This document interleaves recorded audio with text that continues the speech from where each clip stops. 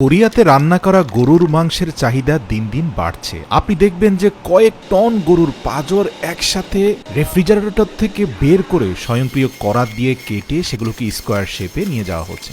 সিওলের খুবই জনপ্রিয় একটি প্রতিষ্ঠান এটি, যারা অন্তত দীর্ঘ ৩০ বছর ধরে রান্না করা গরুর মাংস সাপ্লাই করছে সুপার শপগুলোতে। এরা 0 ডিগ্রি সেলসিয়াস তাপমাত্রায় গরুর পাঁজরগুলোকে কাটিং করে। একটা বিষয় আপনাদের জানিয়ে রাখি, কোরিয়াতে রান্না করা যে গরুর মাংস রেডিমেড ভাবে সুপার শপে পাওয়া যায়, তার সাথে কিন্তু হাড় থাকে, মানে গরুর পাঁজরে যেমন হাড় বা মাংস সবকিছু মিলেমিশে থাকে, ঠিক ওইটাই সবচেয়ে জনপ্রিয়। রান্নার জন্য হাড় সহ মাংসের চাহিদাটাই এখানে সবচেয়ে বেশি। এই যে বিশাল কূপের মতো কুকিং ড্রামটা দেখতে পাচ্ছেন, এখানে একসাথে ৪-৫ জন মানুষ নেমে প্রতিদিন সকালবেলা এগুলোকে ভালোভাবে ধুয়ে মুছে সাফ করে, এবং এদের শরীরে বিভিন্ন রকমের হাইজেনিক মেডিসিন থাকে যেন কোনোভাবে এই স্টেনলেস স্টিলের তৈরি ড্রামের মধ্যে ময়লা আবর্জনা থাকতে না পারে। তারপর পুরো ড্রাম ভর্তি উত্তপ্ত গরম পানির মধ্যে ঢেলে দেওয়া হয় হাড় সম্পন্ন গরুর মাংস।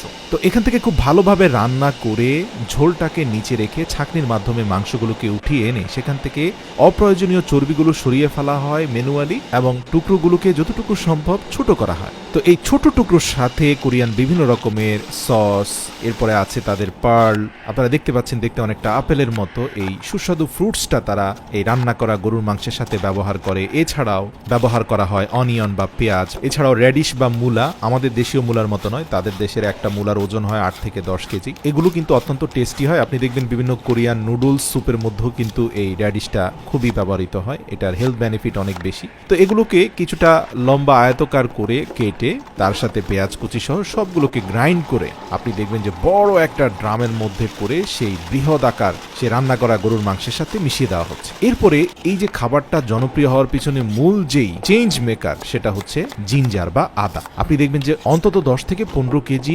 আদাকে একটা জালের বস্তার মধ্যে ঢুকিয়ে সেটাকে নিচে ফেলে দেওয়া হচ্ছে, সাথে আরো পেঁয়াজ পাতা দেওয়া হচ্ছে, আরো বিভিন্ন ধরনের মশলা, সেগুলোকে ফুড গ্রেড জালের মধ্যে ঢুকিয়ে সেগুলো বড় কুকিং ড্রামে রান্না হওয়া গরু মাংসের মধ্যে ফেলে দেওয়া হচ্ছে। দীর্ঘ কয়েক ঘন্টা পর্যন্ত রান্না হওয়ার পরে মাংসগুলোকে আলাদা উঠিয়ে নেওয়া হয়, নিচে মাংসের স্যুপগুলোকে রেখে দেওয়া হয়, আর শুকনো মাংসগুলো নির্দিষ্ট ওজনের ভিত্তিতে বক্সে রাখা হয়। সাথে যুক্ত করা হয় মাশরুম থেকে শুরু করে আরো বিভিন্ন রকমের স্বাস্থ্যকর ভেজিটেবল। এরা এই খাবারগুলো এতটাই দক্ষতার সাথে প্রস্তুত করে যে যতটুকু পরিমাণে ভেজিটেবল আপনার এই গরুর মাংসের সাথে থাকা প্রয়োজন, এবং যতটুকু ভেজিটেবল থাকলে এটা আপনার স্বাস্থ্যের জন্য কোনো ক্ষতির কারণ হবে না, ঠিক ততটুকু পরিমাণে ভেজিটেবল তারা যুক্ত করে। এর ফলে এই বক্সের খাবার কোনো একজন ব্যক্তি খেয়ে ফেললে তার হজমে কোনো সমস্যা হয় না, কারণ ঠিক ততটুকু পরিমাণে রাখা হয় যেটা আপনার বডির জন্য পারফেক্ট ব্যালেন্স হয়। এক প্রান্তে গরুর মাংসটা প্যাকেজে ঢুকিয়ে দেওয়ার পরে অন্য প্রান্তে এসে দেখবেন যে মজাদার সুস্বাদু যে ঝোলটা আগে থেকে সংরক্ষণ করে রাখা হয়েছিল ড্রামে, সেটাও নির্দিষ্ট পরিমাণ প্যাকেটের ভিতরে চলে যাচ্ছে। তো এগুলো কিন্তু এখন প্যাকেজিং হয়ে সুপার শপে যাবে,